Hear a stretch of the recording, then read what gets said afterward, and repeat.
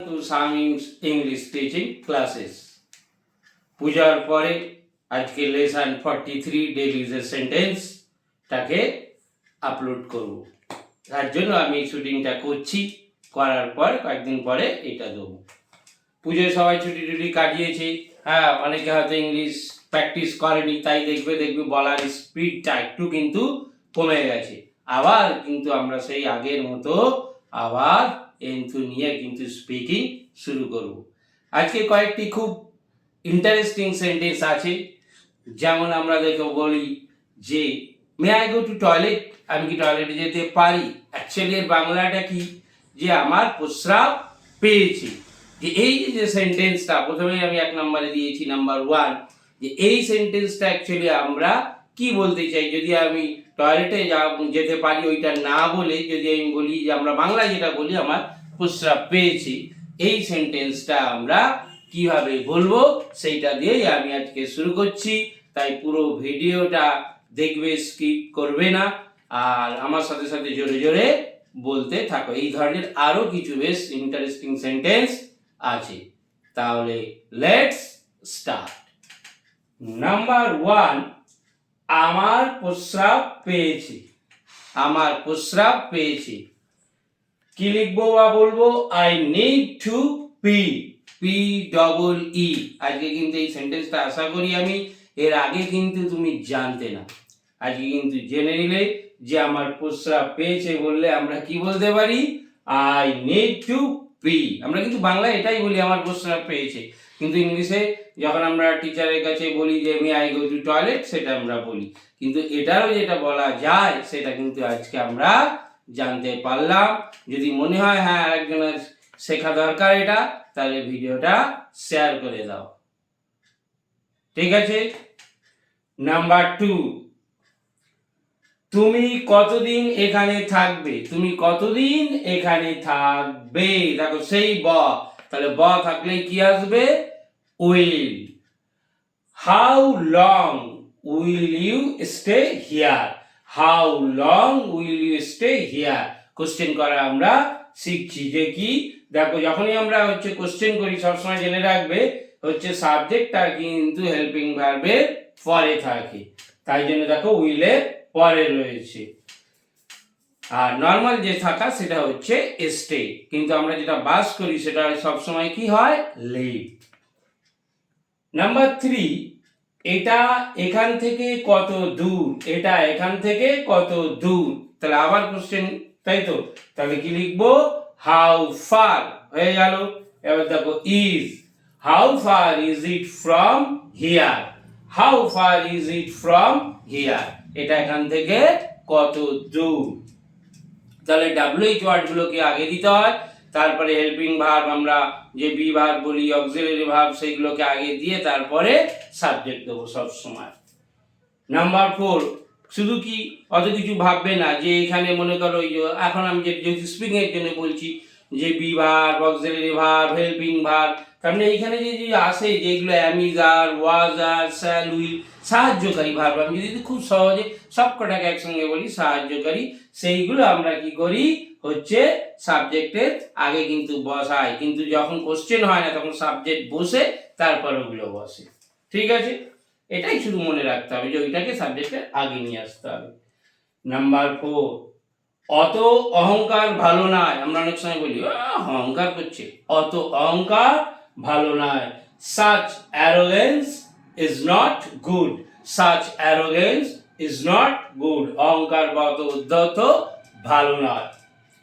Number 5, আমার কসম খাও। আমার কসম খাও। swear by me, আমরা কিন্তু প্রায় বলি আমার কসম খাও, swear by me। এগুলোকে তো বলতে বলতে না একদম মাথায় গেঁথে যায়, তখন তুমি যখন ইংলিশ বলবে তখন দেখবে অটোমেটিক এগুলো চলে আসবে। প্রথম ভাবতে হবে, তারপরে দেখবে আমরা বাংলা বলার সময় দেখো ভাবি না। এটা কিন্তু প্র্যাকটিসের আর কোনো বিকল্প নেই, তোমাকে বারবার ইউজ করতে হবে, তাহলে হবে। বাড়িতে বাবা মার সঙ্গে বলো, তিনি না বলুক, তুমি তোমার পার্টটা ইংলিশে বলো, ফ্রেন্ডদের সঙ্গে বলো, তোমার নিজের তাগিদে কিন্তু এটা করতে হবে, কেউ কিন্তু তোমাকে করে দেবে না। নিজের দরকার হলে, হঠাৎ করে দরকার হলে কিন্তু তুমি এটা কিন্তু করতে পারবে না। এই সাপোজ আমি একটু বলছি, একটা স্টুডেন্ট এসছে আমাদের ওই কি বললো বন্ধন ব্যাংকে, সেখানে সে কাজ করবে, 10 দিন পরে ইন্টারভিউ, তাকে ইংলিশে স্পিকিং করতে হবে, তার বাবা এসছে। এটা কি সম্ভব? 10 দিনে কি ম্যাজিক নাকি? কিন্তু এইভাবে সম্ভব না। এই জন্য আগে থেকেই তোমাকে এটা প্র্যাকটিস করতে হবে, তবেই কিন্তু তুমি ইন্টারভিউটা ফেস করতে পারবে।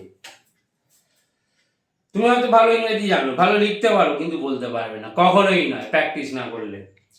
নাম্বার 6, ওর নিন্দা করো না, ওর নিন্দা করো না। কি লিখেছি? ডোন্ট ব্যাকবাইট হিম, ডোন্ট ব্যাকবাইট হিম, ওর নিন্দা করো না, ডোন্ট ব্যাকবাইট হিম।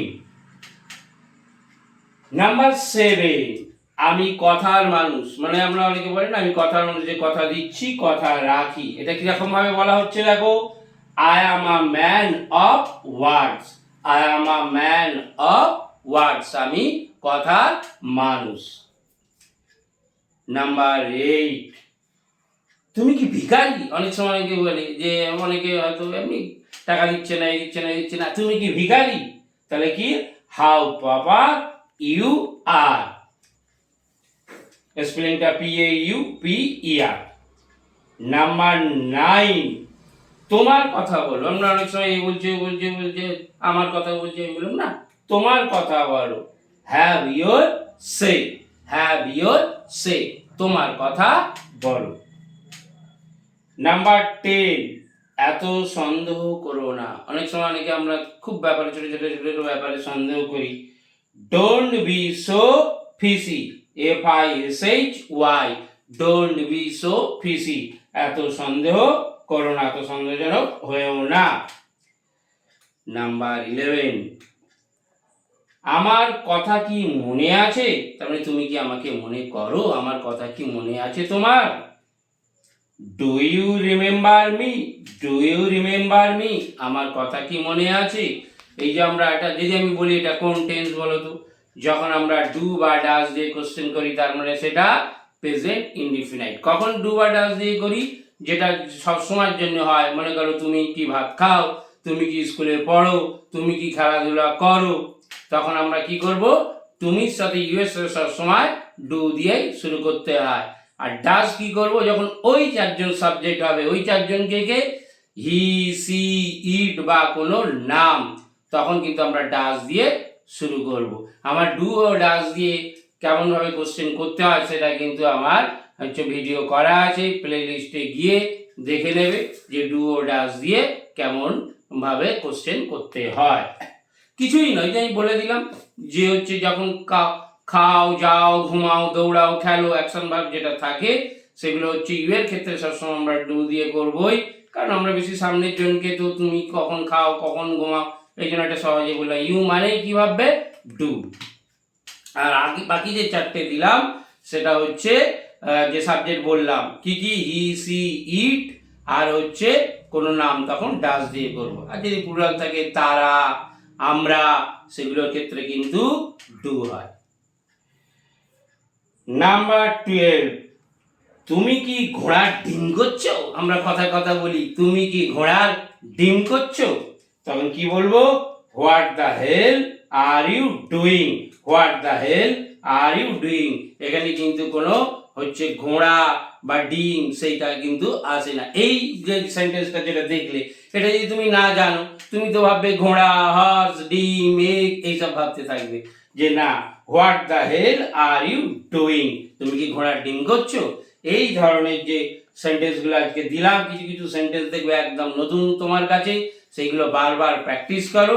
এইভাবে প্র্যাকটিস করতে করতে কিন্তু আমাদের হয়ে যাবে। তাহলে যদি ভালো লাগে একটা লাইক দাও, আর অন্যদেরকে শেখানোর জন্য ভিডিওটা শেয়ার করে দাও। আবার পরবর্তী ভিডিওতে দেখা হবে। Thank you for watching this video.